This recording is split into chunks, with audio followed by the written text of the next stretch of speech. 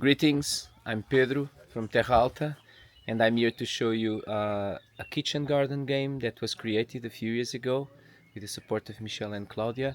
And yeah, this is a vision I had to gamify gardening to make it a bit more interactive and chill too.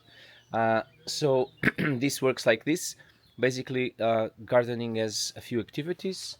We have mapped, let's say, 16 of them. You know, harvesting, trellising, water, mulching, whatever. And um, taking in consideration these activities, we have a log.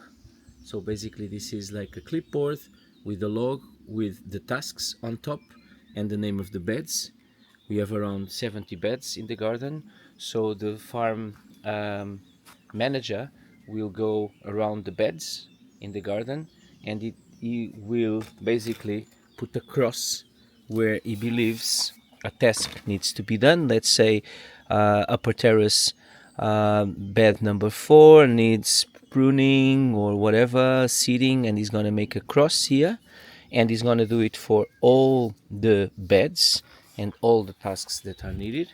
And then later on he comes here to the game, where you can see this is like the board game, and he's going to transfer the crosses with the tasks.